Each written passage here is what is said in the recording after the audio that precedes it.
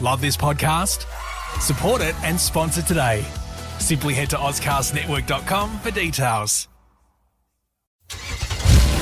It's lights out and away we go. Alberto's got away beautifully at the start of the great race. Who's that got off? Leclerc. Charles Leclerc. Welcome to Negative Camber, the motorsport show, brought to you by ProKarts Race Centre.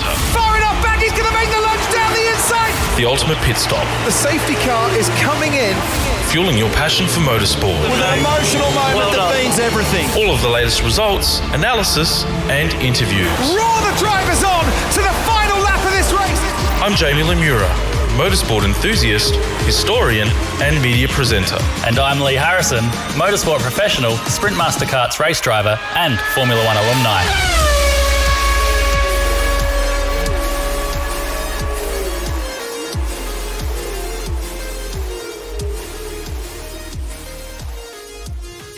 Welcome back to Negative Camber, the motorsport show. We were covering the Japanese Grand Prix. We were talking about trophies left on mantelpieces and significance and all that sort of stuff. And during the break, we were kind of finishing off that conversation. But as I was saying before, in my case, it was more of a reminder of what could have been rather than anything else. But I honestly, more often than not, subconsciously, I know that it's there, but I don't know that medal's there on many occasions. It kind of is my mindset, but. Mm-hmm.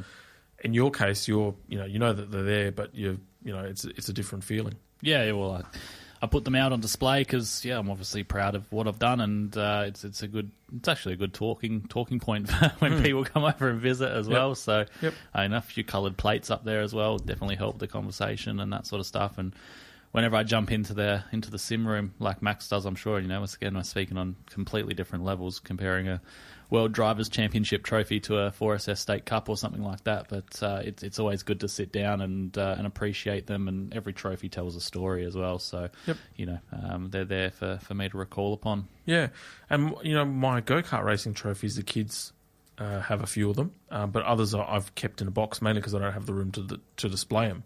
One day, eventually, I will. But you know what, though, man? At the end of the day, a championship is one thing. That's a grand scale. But, we're only local races, so the 4SS state title is, would be the same kind of principle in terms of that sense of pride and accomplishment on a on a micro scale in particular. If you say so. Yeah, you say so. No, you draw the inspiration from it, same thing. So, hey, you know what? With some of the technical stuff they were talking about in V8 supercars today, there's the way that you drive a supercar in terms of the fixed axle and all that sort of stuff, it's so relevant with karting right at the moment. So the link is closer than what you think. 100%. Back to the Japanese Grand Prix we were discussing, where we got very, very off track and sidetracked. We sound like two old men in a retirement home, don't we? Speak for yourself. Back on all day. Hey, you've nearly got as many greys as me now. So now, if you were Liam Lawson, and we may have touched on this before, but how would you be feeling right now? We did definitely discuss this before. I would be feeling a bit miffed and a bit upset, but as long as we don't know what conversations have gone on in the background, so I think that as long as there's a plan in place, like we've said this a million times as well now, like Perez really needs to pull his socks up, because if he doesn't, and they're gonna keep him around for the rest of the races this year as a minimum, and it doesn't get any better, Liam could still find himself in a race seat pretty quickly next year. He's got, Perez is not pulling his weight at the moment. McLaren are coming. They're showing some good speed. So, as we saw with Oscar and Lando's double podium in the race in Japan. Perez really needs to pull his socks up. So I'm sure there's a plan in place for Liam, and one that he's agreed upon and is happy with. And what that looks like, who knows? But he has been doing a good job in his first few races in Formula One. It all sort of went a little bit pear-shaped for him in the sprint race this morning. He would be going all right. I also think that as a sport in general, why have we developed this need to rush talent at such a young age in major seats? Like, he's not even 20 years old. Yeah. I completely forgot I was listening to a podcast the other day, and I'd heard that Paul Dumbrell was racing the Bathurst 1000 at 16 years old. Yeah, well, I don't think they're trying to rush the talent. They're just trying to put the talent where it needs to be at the right age. Like, you look at Max Verstappen, he was like 15 or whatever when he jumped into Formula One, and what that's done for him now as well. So if the time's right, the time's right. There's definitely, it's just a shame for Liam that he's in with the Red Bull family, that, you know, it's such a fight for seats in that family, and you know, they've got 4 seats, I suppose, where they can put people, but they're all occupied. So he's obviously come in and shown that he can drive and be competitive in Formula One. We wouldn't be having this conversation if he couldn't drive. So that's probably true. You know, the thing that he's got going for him. So yeah, he'll end up in a seat though. I don't think they're trying to rush him. I think he's proven that he's ready to go. They just can't find him a seat. Yeah, and I think, you know, let's fast forward and get to Qatar now. And obviously, in the last couple of weeks, we've had news that Andretti, as a team with Cadillac as their power plant, have been approved by the FIA to enter the Formula One Championship in 2026. And now that they're going through the next stage of getting the seal of approval to join the series. There's 2 trains of thoughts, isn't there? There's the team's aspect of it, where they don't see the series needing to get any bigger, whereas, you know, we've talked about it in the past. I think they need to add some more bums on seats, to be honest. Yeah, but the team's thing isn't because they don't want more people in the sport. They just don't want to dilute the prize pool money by adding another team, because they all love getting their little piece of the pie at the end of the season of however many points they score, because that's the way the Formula One points work, and the payout works. Is the more points you score, is you get a set amount of dollars for every point that you score. So if that gets diluted with another team coming in, then every team's going to lose potentially a little piece of money. Now, are Andretti going to come in and start scoring points straight away? Who knows? Probably not. But yeah, it will add to the excitement for the fans with 22 cars. I honestly think that there should be no less than 26 cars on the grid.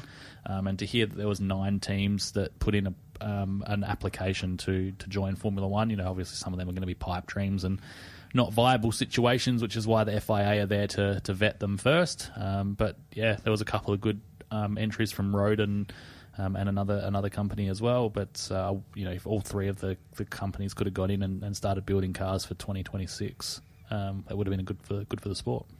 It's interesting to see how there was a period there that there were no new teams that showed interest, but then, you know, you'd had it always swings around about some peaks and troughs. I mean, you had Toyota come through at one point. You've had obviously Haas, and they came through. Then you had other teams like in the 90s, for example. Like, remember MasterCard Lola? Mm-hmm. That was two Grand Prix it lasted, and that was the end of that. Yeah. So it you know, everyone's now trying to cash in on the boom, you know, that Formula One is in at the moment. But you know, there's been reports at the moment where the TV ratings are starting to drop. Yeah, like, it's always going to be the way, though, when someone is dominating the series. Like, if you're not a true Formula One fan, and there's domination versus, you know, the battle that we saw with Max and Lewis in 21. There's the drive to survive hype will get you hyped for the start of the year, but then there's no follow on from that. Like, the season needs to tell a story, and when Max is winning by so much, and the story is being told pretty early on who's going to win the championship, all those casual F1 viewers will wane, and they'll go and find something else to do. You know, especially if they're from Australia and they've got to stay up until 3 o'clock in the morning or whatever to watch it. That's not going to happen. So, yeah, but you'll see the return of the TV ratings again, because they'll do another Drive to Survive at the end. You know, in January, getting us ready for February, March launch, and the TV ratings will pick back up. So, Las Vegas will be a big boom, so that'll help with the American market as well. So to have an American team in Formula One is going to be huge for them. I think they'll do really well in terms of, you know, popularity vote. But yeah, it'll be interesting to see you know, how long they last. You speak of teams like Spiker and Manor F1 and Caterham and stuff like that came in and have vanished. Hopefully, it's not the same for Andretti Autosport. Yeah, exactly. And look, Michael Andretti and the Andretti family don't do things by halves, and when you've got General Motors as your major backer, in particular with an engine and that type of thing, and they're used to hybrid technology if F1 still decide to go down that path, given the World Endurance Championship program that they've got, which surprising how there's not that much crossover. Like Audi is still having to develop a completely different and separate motor, even though you would have thought that hybrid technology would have some element of crossover.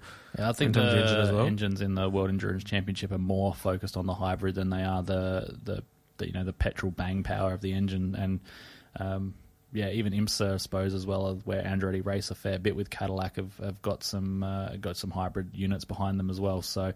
Yeah, they've got some experience there. They should be a relatively decent outfit as long as they get some good staffing in there pretty quickly. And then you've got Ford and Cadillac facing off against each other in Formula One again as Ford get back into the sport as well with Red Bull powertrains. What was your take on Lance Stroll and his performance on Friday and the meltdown that ensued shortly after? I don't know if it was necessary, to be honest.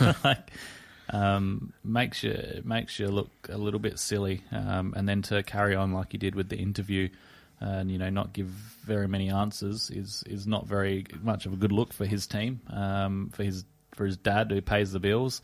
I'm sure there's going to be some harsh words at the end of the weekend between the family. It'll be interesting, but has the Fernando effect on a teammate has probably been no more profound than what you're seeing with Lance, I would suggest. Just the complete meltdown, because he is a shadow of what he was 12 months ago in the same seat. I'm talking about Lance. Yeah.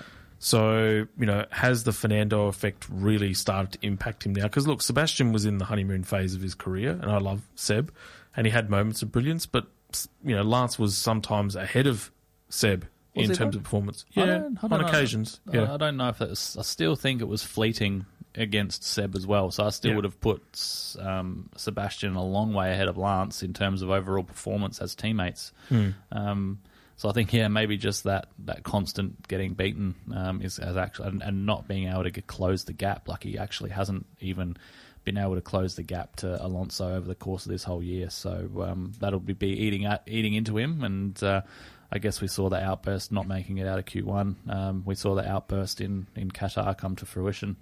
Which is normally not like Lance. He's normally a pretty sort of chilled dude. So to have that sort of meltdown was pretty profound. But then, he's pushing his personal trainer around. He's thrown the steering wheel, which has scratched the car. And not like he didn't do enough damage in Singapore, let's say. But, to then carry on like a petulant child when in the interview as well, it's pretty rough, but you never saw that with any other driver that he's been co-driver with outside of the Fernando effect. It's definitely not cool.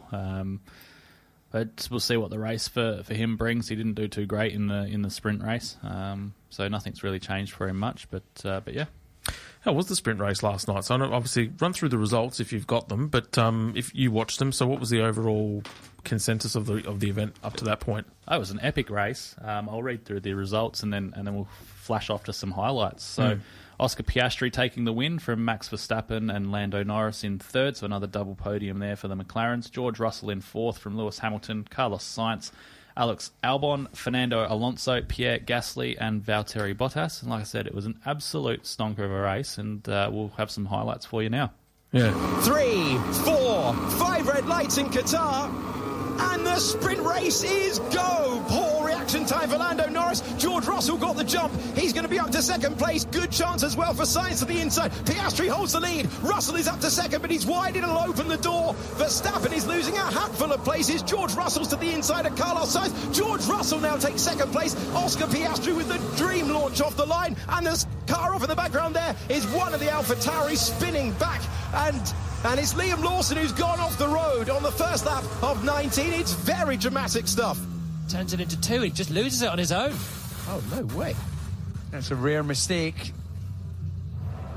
Piastri has a restart to deal with. He's got George Russell for company. And remember, the soft tyres will fire up quicker than the yellow mediums. Piastri on the yellow mediums, Russell on the soft, and so are the Ferraris behind. We are racing once again. Fernando Alonso in the green Aston Martin has a great opportunity as we go to turn 1. How brave is he feeling to the inside of the corner?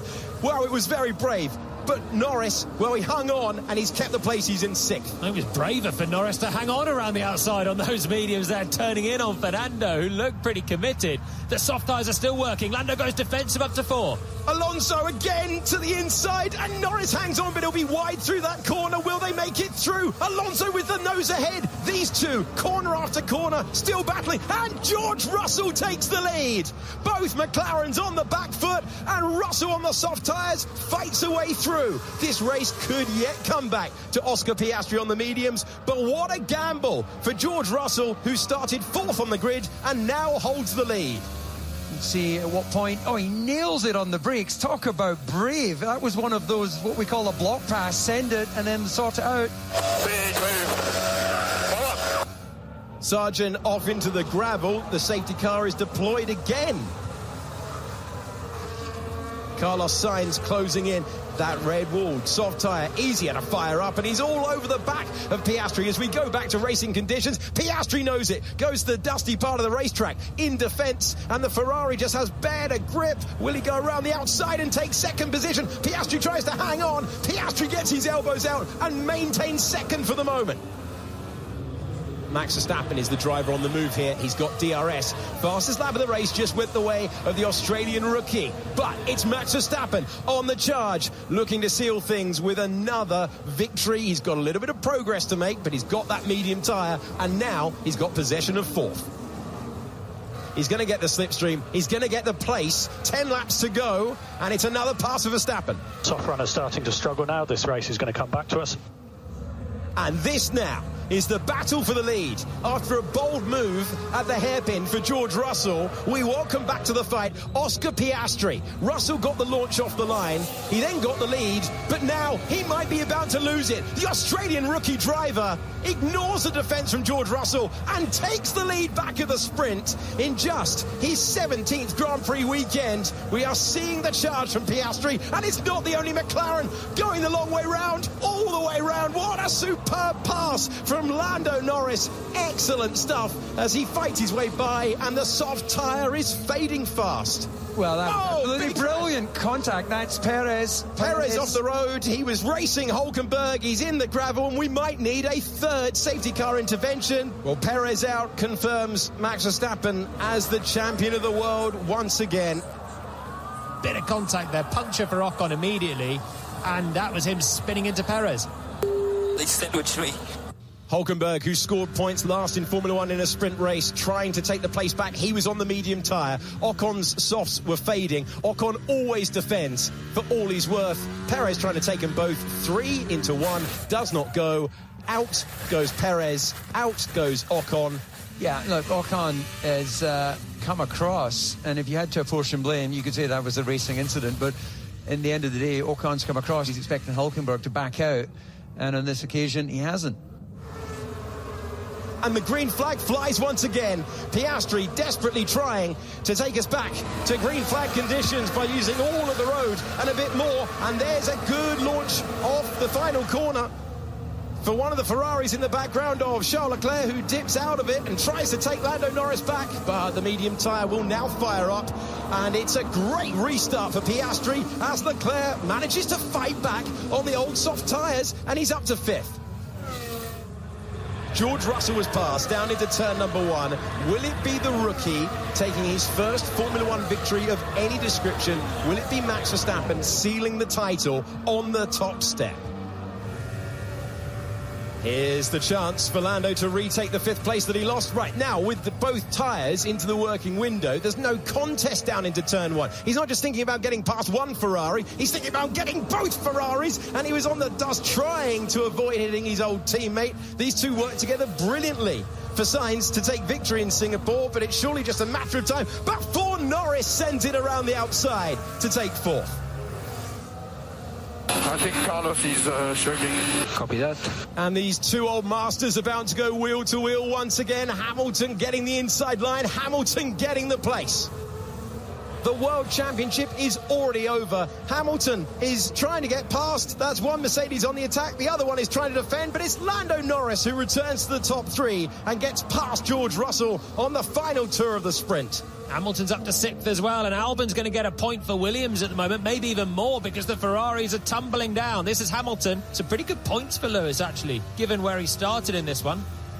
And on a day where Max Verstappen has become a 3-time champion of the world, we are seeing another chapter begun. Oscar Piastri is on his way to victory in Formula One in his rookie season at his 17th Grand Prix weekend. Oscar Piastri has done the job brilliantly. The Australian driver will see the checkered flag first. Oscar Piastri wins the sprint to take McLaren to the top step once again. What a performance from the Australian driver. And Max Verstappen is the world champion of 2023. He is champion of the world for the 3rd time. Max, you are a 3-time world champion. That's unbelievable, mate. Absolutely unbelievable. It's been an incredible year for you. Yeah, unbelievable, guys. Incredible year. I mean, thank you for providing me with such a car. It's been a pleasure so far this year. Very nicely done, everyone. Thank you. Very, very well managed. And yes, thanks for the toys updates as well. We all knew it was coming, but it's a special moment when the title is sealed and he's on top of the car as the champion of the world for the 3rd time. And he's into the arms of the team that have given him a rocket ship, and how he has used it brilliantly. And a result to savour for the Piastri family. First place in the sprint for Oscar Piastri. Max Verstappen confirming the title mid-race after Perez retired, and Lando Norris completing the top 3.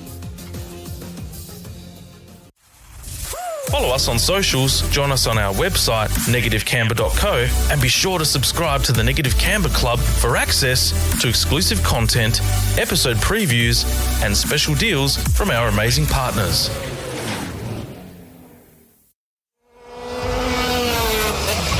Ready to turn your karting dreams into reality? Look no further than Pro Kart's Race Centre. Imagine hitting the track in the kart of your dreams, a ride that matches your budget and aspirations perfectly.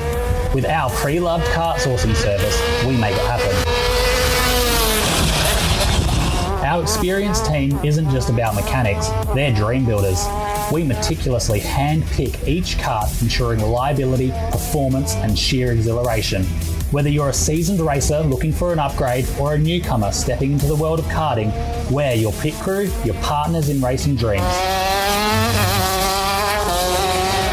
Get ready to feel the wind in your hair, the thrill in your heart, and the victory at your fingertips with Pro Kart's Race Centre, where dreams truly come to life.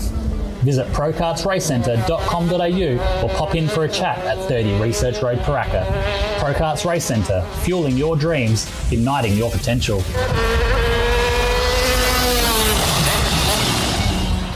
Congratulations to Max Verstappen on winning his 3rd driver's title. Kind of feels weird that you're saying it on a Saturday. Well, we're saying it on a Sunday. Well, true. But how do you feel for Lando Norris that the first 2 victories that have happened since he's joined the team have both been by Australian drivers? Yeah, not even just that they're Australian, just not him. When he's the one that's been carrying the team for so long as well. But well, let's see what happens tonight in the race. There's all the tyre dramas as well, so it could be an interesting race. Hopefully, there's some news on that in the next sort of hour or so that we can share. And looking forward if they mandate a 3-stop race and 20-lap maximum on the tyres because of their potential for failure, then that opens up a whole world of strategies, and there's going to be an awesome race because tyre deg, they're not going to be worried about that. They're just going to be going hammer and tongs for the whole race. Well, yeah, and look, for listeners there that are probably not really aware of what we're talking about, shortly after the qualifying and practice sessions on the Friday, Pirelli approached the FIA and detected some severe tyre issues that was being caused by the cars running off turns 12 and 13 on the track. So what were the key issues, and what was the mandate by the FIA, which partially touched on, but what was the cause? Basically, the exit curbs on turns 12 and 13 are a 50mm high pyramid-shaped curb, so on the back side of the curb. So when the cars are dropping the outside wheel off the edge of the track, the curb, the back edge of the curb is smashing, and they're running right up against that on the sidewall of the tyre. So they've said it's like if you imagine having a tyre sitting there and all pumped up and under load. You take a hammer with a triangulated point on the end of it and then smash it against the sidewall of the tyre 100 times a second over and over and over again. So what they were seeing was stress fractures in the sidewall and the carcass of the tyre, which over a certain amount of time could lead to blowouts or air pressure loss, which I mean, to me, that sounds like an amazing case of we're racing Formula One and these things can happen. So here's, they've put a solution in place, which was to move the track limits and make the track limit, I think it was like 0.8 of a metre, so 80 centimetres narrower on the exit of those corners to try and encourage the cars to stay inside of that drop-off of the curb. But, Formula One drivers being Formula One drivers, they're not going to listen to the white line if they don't have to. So they'll push the limit. They were going to reassess after the sprint race and put out a statement this afternoon in Qatar time about whether or not they're going to mandate a 3-stop race and a 20-lap maximum on the tyre to stop any risk of those failures. And the degradation there was absolutely huge. You heard that in the highlights there of the sprint race where, some of the soft tyre runners got an awesome start and led the race early on while Piastri and Norris and Verstappen fell backwards a little bit. But after about lap 11, those soft tyres were absolutely spent and the medium runners absolutely had a huge advantage. So, yeah, it'll be interesting to see. I'm all for it. All for it either way. Like, if there's the risk of any tyre failures or whatever, then the risk is there that it could make the race interesting due to failure or whatever. But also, if the strategy is mandated at 3 stops, then that'll be excellent too. Take me back to the days of when you had refueling in a way, but you're not refueling. You just got 3 sets of tyres that you can actually run flat out with. Yeah, and then you can make you got a fresh set of boots the whole time. So I guess it really boils down to how you want to take your poison. Do you want to run the risk and potentially, lose a race because of a tyre blowout and get mechanical failure and all that sort of stuff? Or do you... I'd probably go option B, and that's run the shorter stints with fresher tyres and just go hell for leather. Yeah, and the reason that they sort of mandated it rather than saying every 20 laps they have to change tyres or 18 laps or something like that, because the race is 57 laps, that they gave that lap window was because otherwise then everyone would come into the pits all at once and there wouldn't really be a strategy. Yeah. We're providing them with this little window. It actually opens up the strategy a little bit for teams to maybe stop a little bit earlier, try and run a little bit longer and do some undercut stuff. So yeah, really interesting. Can't wait to hear what comes out of the meeting this afternoon with Pirelli and the F1 teams, and we'll see what the race looks like in the morning. It's unfortunately a pretty early start for us, but I'll be up watching. Yeah, I reckon by the time we get back home from the studio, you'll probably have a fair idea as to what the outcome's going to be. If not, the decision will be made already. I'm sure there'll be a little app pop up on my phone telling me what F1 decides to do, but either way, as long as the race is entertaining and it has some element of unpredictability, then I'm all for it. Yeah, 100%. Yeah, it's going to be interesting, and out of that sprint race as well, we saw Perez have another mishap as well. So we talk about it from Japan, and we just don't stop talking about it. He's ended up in the gravel trap with a whole bunch of damage to repair for tonight. So yeah, he's got some work to do, and he's going to be hoping for a bit of a recovery drive tonight. Yeah, but he was out in Q1 as well, so or Q2. I think he qualified 13th. Well, look, geez, what about Ferrari as well? How much they've struggled, especially going through turn 5 when you got the side wind. As soon as the side wind hits that car, they're off. Yep. So Carlos and Charles suffered, but then obviously there were some improvements in the sprint race in terms of performance. But if they can get a top 10 get a top 10 given the state of that car, that's probably a pretty good achievement, I would suggest. Yeah, for sure. They've got Carlos is coming out of P12 tonight, and Leclerc did a little bit better. He'll be coming from P5, so some hope there. And they were two of the runners in the sprint race that started on the soft tyre, so they faded very, very early on in the race. So yeah, hopefully with a bit more rubber down, their tyre deg issues don't come back to hurt them. They seem to get again on top of it in Japan, which was good. So fingers crossed for them. They're on it tonight. Yeah, absolutely. Absolutely. It should be a good race, though. And I'm glad that the F1 Championship's come to a conclusion, but kind of disappointed at the fact that the championship's over and there's, still another half a dozen races left to go. So he's hoping that the other teams can pull their socks up and we get some quality cars next year that can actually challenge Red Bull and at least give us a championship finale of equal to or the equivalent to what we were experiencing in 2021. Yeah, absolutely. All right, we're off to a break. Then when we come back, we can take a trip around the world and talk about the Pecco Show and MotoGP. A huge thank you goes out to our podium partner, Procarts Race Centre, and our incredible sponsors. Your partnership allows us to continue bringing you this show and dive deeper into the world of motorsports. If your business adds value to the motorsport community, get in touch with us to become a Negative Camber partner.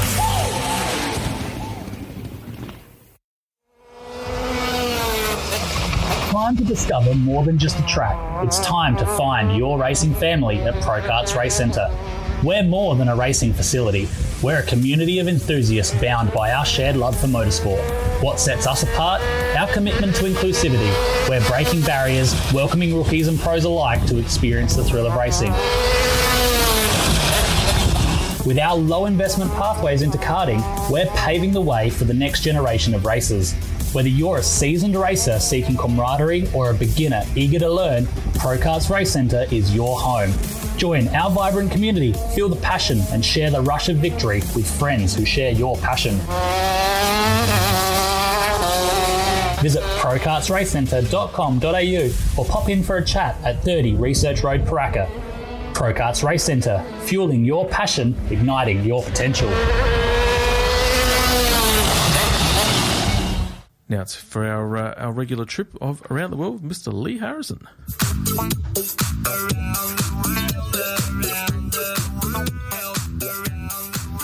Yes, thank you, Jamie. We'll start off with NASCAR as usual, and another 2 races have been ticked off in the NASCAR Cup Series playoffs, with races held at Texas Motor Speedway and Talladega Superspeedway. In Texas, William Byron took the checkered flag, which saw him bring up the 300th win for his car owner Rick Hendrick. Kyle Larson had dominated the race until a side-by-side moment with Bubba Wallace, with less than 20 laps remaining, saw his car get sucked around and he spun and hit the wall, retiring from the race. Byron later pulled off a 3-wide pass on Wallace and Chase Briscoe and drove out to a commanding lead. He survived a late race resurgence by Ross Chastain, who finished second, just under 2 seconds adrift. In a spectacular finish to the Talladega race, it was Ryan Blaney who led home Kevin Harvick in a photo finish as multiple cars crashed around them. Harvick was later disqualified for a violation of Rule 14.5.6.2, which says that windshield fasteners must remain secure for an entire event. Officials discovered the number 4's windshield was found unsecure and the seal broken when they first saw the car in inspection. The championship is now at Charlotte Motor Speedway, racing on the road course. That race will take place early tomorrow morning, Monday morning, Australian time, which will see this being the final race of the current round of the playoffs. 4 more drivers will be eliminated after the race, which currently see Brad Keselowski, Tyler Reddick, Ross Chastain, Bubba Wallace and Kyle Busch all on the bubble trying to make it through to the next round. John Hunter Nemechek and Sam Meyer won the Xfinity races, while Brett Moffitt was victorious in the Craftsman Truck Series.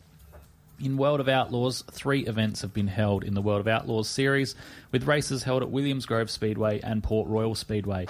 There were wins for Brad Sweet, Brent Marks and Tyler Courtney, as Sweet has held his championship lead over David Gravel at 82 points. Carson Macedo has held third, 134 points adrift, while Australia's James McFadden is sitting 11th in the points. In DTM news, Rene Rast has led a BMW 1-2 in the final race of the Red Bull Ring round at DTM.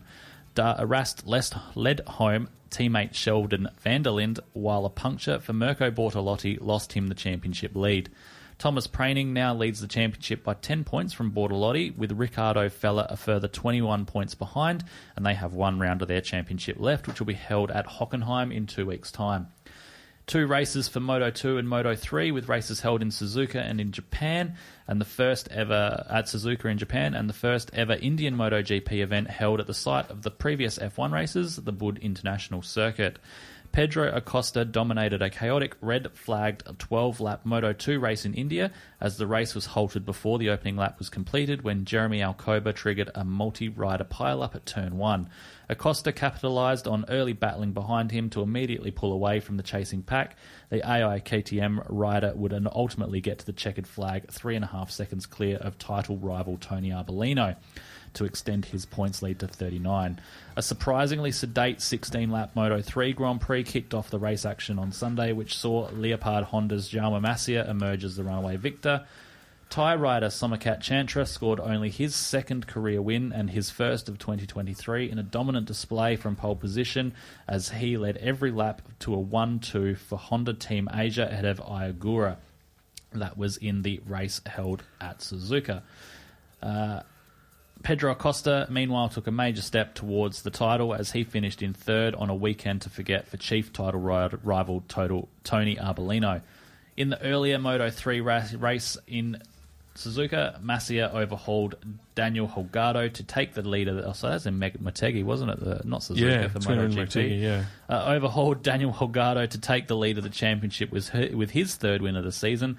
Masia now leads the championship by 6 points from Sasaki, with Holgado slipping to third, 9 points off the lead.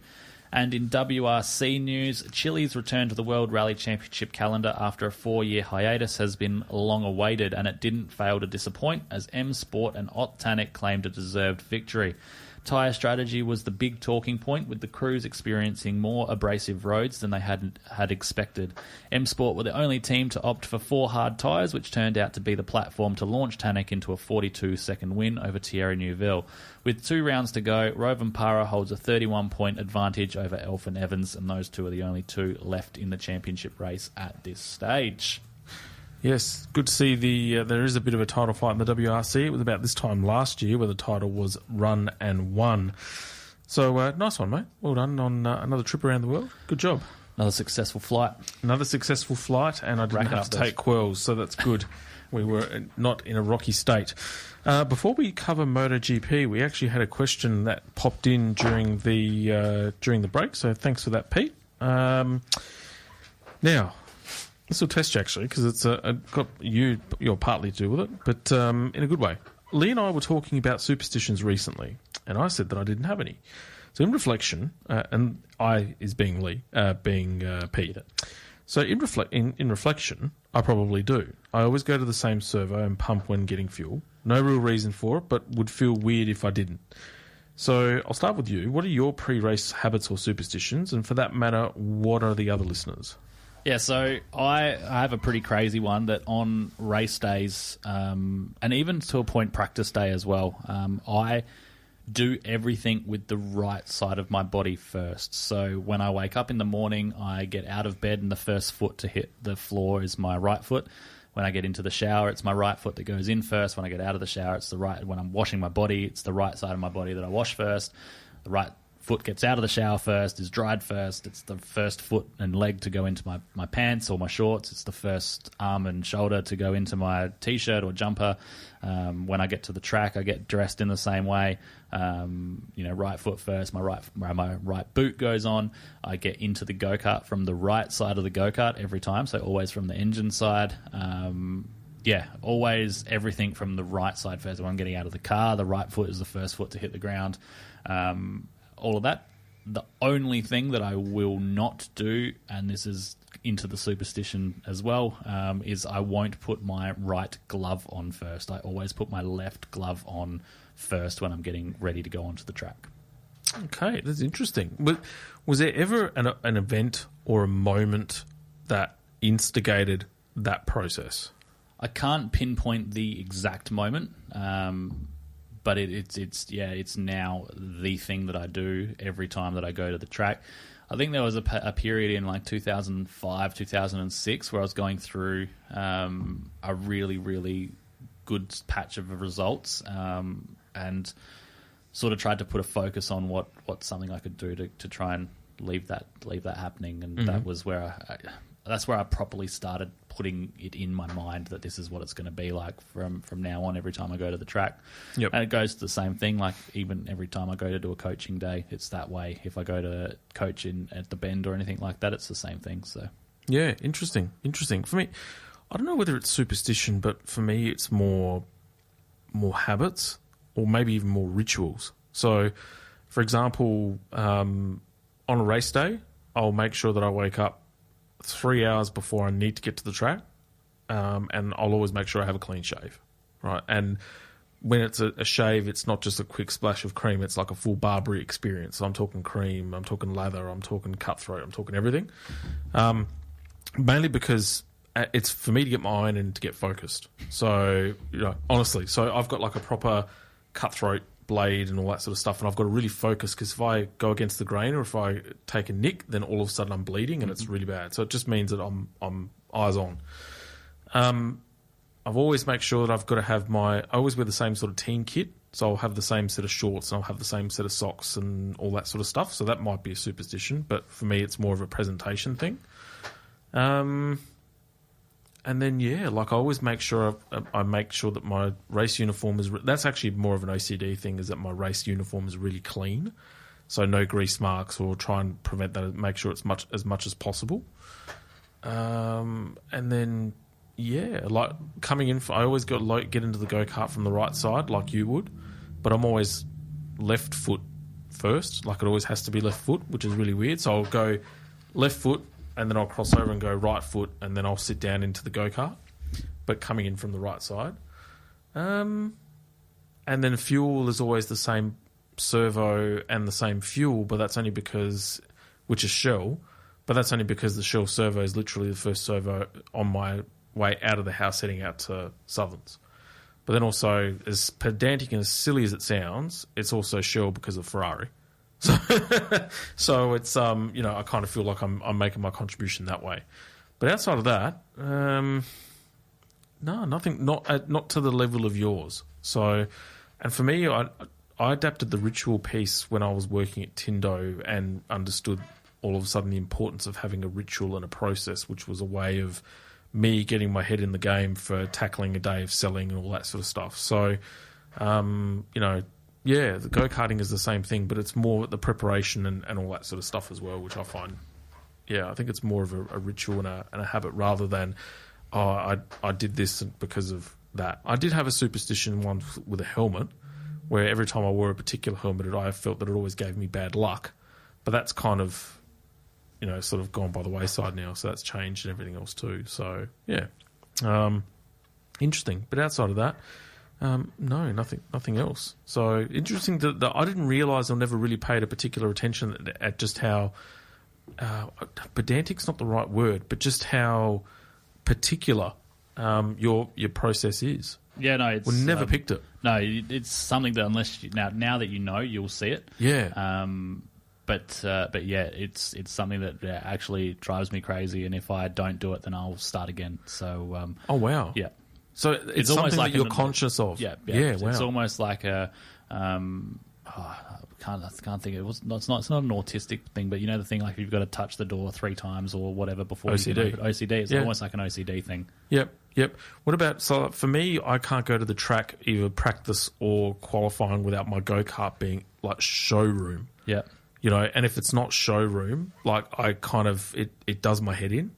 So, and even between races, I mean, I probably should be doing it anyway, but in between races and stuff, I'm cleaning it, like I'm running rags over it, solvents, all that sort of stuff to make sure that every time I put it out on the grid, it looks A1. But again, is that a maintenance thing, or is that a habit, or is that a superstition thing? I kind of think that the cleaner the go-kart, the better it performs, type of thing. Well, a clean go-kart's always a fast go-kart. So I've had a comment before on just how clean our go-karts look, and I always say that if you're maintaining them properly, then when things go wrong quicker than some others. Yep, absolutely. It's also more of a, I kind of put it down as maybe it's a reflection of oneself as well, to a degree. Like you focus on all the little 1%ers that contribute to the greater good, if that makes sense. So yeah, nice one, Pete. Keep them coming, listeners. See, questions like that, they always help. So. And, MotoGP time. Yeah, the Pecco show is skating on thin ice a little bit at the moment, let's just say. I've had my heart in my mouth now for the last 2 races, so it's a very, very interesting time in terms of how the momentum has swung so heavily with Jorge Martin in terms of he's getting a lot of points actually through the more through the sprint racing at the moment, whereas Pecco has largely caused some of his own issues with spills in the last two out of the last 4 Grand Prix, where he's actually spun the bike off his own accord and got himself into a bit of hot water. So this race was held in Motegi, and in typical Japanese fashion, the heavens opened up. We've got some highlights of that event, which only lasted for half distance, so I don't know how we're going to find 5 quality events from that, but here they are.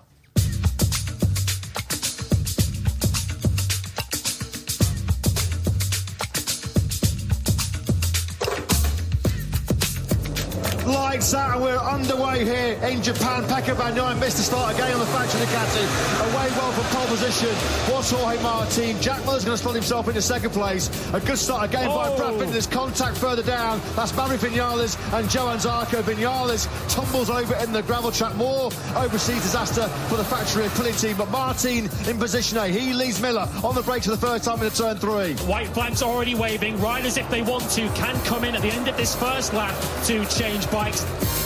Is anybody going to come in? Who is going to come in? Got to. Spinner's in. They're all coming in. It's just not safe enough for slick tyres. Getting really, really close and scary on the run to pit lane. Nobody gambled. Everybody then sweeps into pit lane. Who did go through? Piero Quattararo, Bradle, Morbidelli and Crutchlow. The 3 Yamahas, they have rolled the dice. They have stayed out. Martin then leads this group out of pit lane from Aleix Espargaro and Marc Marquez. Unbelievable, isn't it? The rain falling just 5 minutes before the start of this Motegi Grand Prix. As it stands right now, Martin's gone in really hot. He's gone in hot at turn 3. He's going to lose a whole bunch of place. He certainly loses the lead. Through comes Aleix Espargaro. Through comes Marc Marquez. Bezzecchi Bagnaia picks him up as well. Miller through as well. Martin now under pressure from Gian Antonio. So that mistake, the big mistake at turn 3 from Jorge Martin, drops him right back down the field. Now Digia, that's aggressive on the inside of Martin.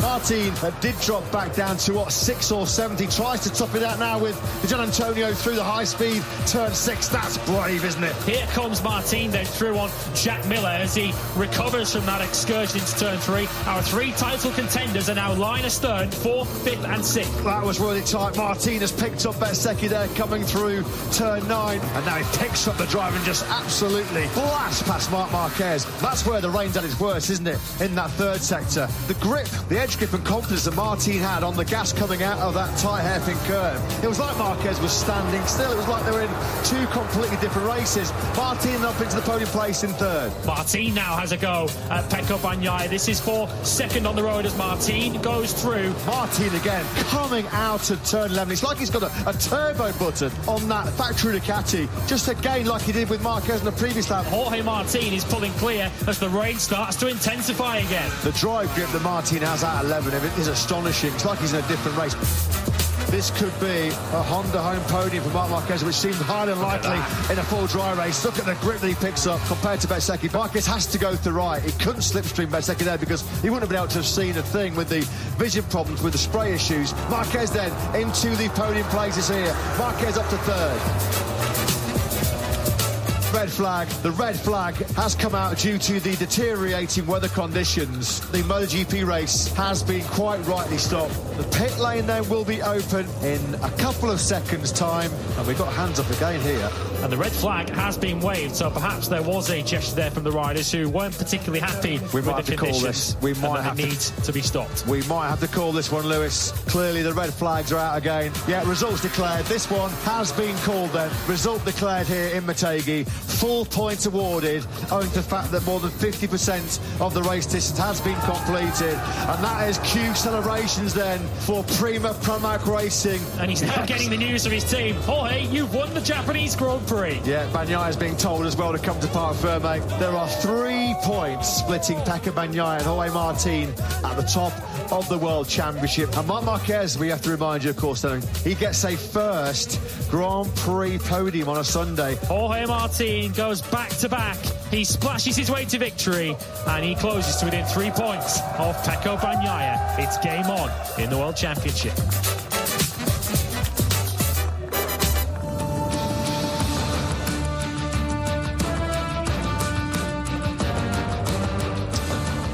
there you have it. A Japanese Grand Prix that was cruelly cut short because of Mother Nature and the weather. But Jorge Martin and the momentum does continue, and Pecco, well, he got second, which just gives that little bit of breathing space in the World Championship, but that gap has drastically closed.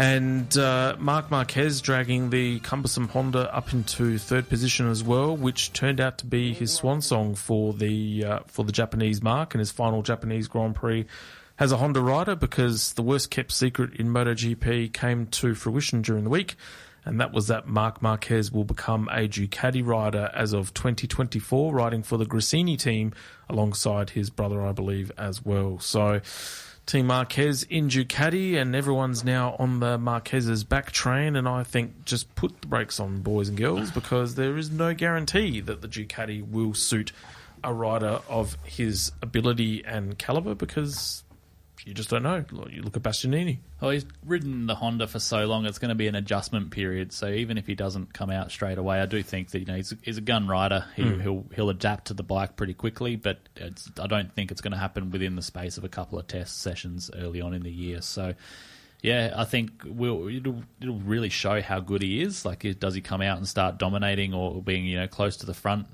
battling it out again, or what? Has he sort of lost some of his edge with all those crashes and all those injuries? Well, we'll have to wait and see. I think I'm not sure whether he's actually going to be racing this year's bike or the new spec or the current spec bike. If it's the 2023 bike that he's going to be racing, well, he's got a weapon. So if he's not performing, there's no excuse. Yeah, really, 100%. There's a side to me that kind of thinks, well, Honda have gradually gone backwards the longer he stayed there. Is it down to Honda not listening to him, or is it whether it's Marquez not being able to provide any technical input, and all he has to do is just plant his bum on a seat and just ride a bike? That's all the riders have developed for him. Mm-hmm. So it'll be very, very interesting to see how he goes. Is all I can say. And I heard a crazy rumour during the week that Jack Miller might replace him as in the rider as Honda. He's going to be leaving KTM, which would be bizarre if he was doing that. Super, super bizarre. Yeah. But I had not read that rumour at all. But I thought, as far as Jack Miller was concerned, he was going to be seeing out his KTM contract next year, and that even the threat of Acosta coming in, that one of the KTM riders currently was going to have to lose their way, that was going to go the way of Pol Espargaro was actually going to lose his ride. So yeah, that's a strange one. Well, what was his name? The rider you just mentioned has had a brain fade. Pol Espargaro? No, the other one. Acosta. Pedro Acosta. Yep. Yeah. Confirmed for Gas. Which is the KTM rebadged bike for next year. So, which will be nice. That'll be subtly in the background. He'll just ply his trade quietly and get the Ks up. But yeah, it'd be interesting to see who takes that second seat at Honda. Are they going to make Juan Mir the team leader? Yeah, exactly right. So, and what are their other options? Like, there's not many other options out there. No. So that's where all of a sudden there's smoke about the Jack Miller thing. Kind of think, well, maybe. But who knows? I'd be really surprised. I think they'd have to offer him a lot of money. Yeah, and a lot of airbags. Well, and Jack is a clever operator. He'd know if they're coming looking for him that they need him more than he needs them, especially being in the position that Honda are in at the moment. So, if I was in Jack's position, I definitely wouldn't be going cheaply. That's for sure. Yeah. Having said that, though, Honda look like they have slowly turned the corner a little bit in the last couple of races. Now, weather depending for this week, and they're in Japan, for crying out loud. So if they don't perform there, then there's a massive problem. Yeah. But I don't know. They've finished 2 races. Even Mir's actually stayed on the bike for the last 2 events. Maybe they've just started to turn the corner a little bit. New track and weather. I think if we take these 2 races out of in isolation, they're pretty random races. I don't think as a whole. I think at the next race we'll see a return to the usual form of Honda. Like you said, being in Japan, being in a wet track and an interrupted race as well definitely helped them with the Motegi race, and then being a new track, it was more about who the rider and how the riders could adjust to the track more so than the bike, which I think played into Marquez's favour a little bit there as well. Yeah.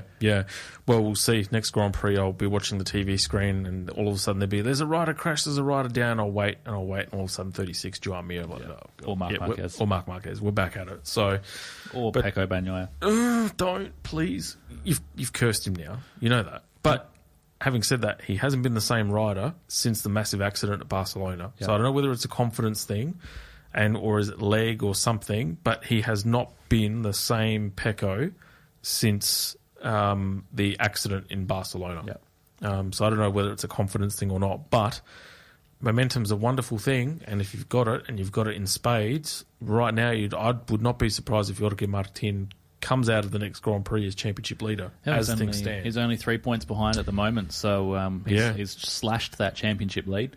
Big time. Bezecchi's still in it as well, sort of another call it 60 points off of Bagnaia at the moment as well. So really it's them three that are in it. Bezecchi is sort of falling by the wayside as well. It's really becoming a 2-horse race between Martin and Bagnaia, but it would be interesting. Yeah, I do agree. Martin has got the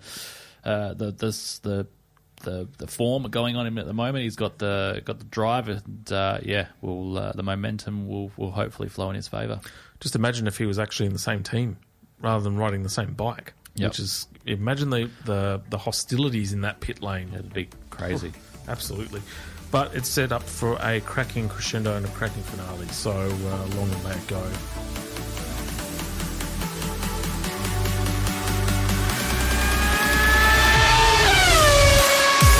You've reached the checkered flag of another episode of Negative Camber the Motorsport Show, proudly brought to you by ProKarts Race Centre. A huge thank you to you, our incredible listeners. Your support and passion for motorsports fuels our enthusiasm to bring you the latest results, analysis, and interviews from the racing world. Keep that FOMO at bay by subscribing to Negative Camber on your favourite podcast platform. We'd also love it if you could leave us a review and share the show with your fellow racing enthusiasts. Your feedback and support mean the world to us. Remember, Negative Camber is more than just a podcast. We're a community of dedicated fans who live and breathe motorsports. Follow us on socials, join us on our website, negativecamber.co, and be sure to subscribe to the Negative Camber Club for access to exclusive content, episode previews, and special deals from our amazing partners. Until next time, stay fueled with passion, embrace the Negative Camber, and keep chasing those podium finishes.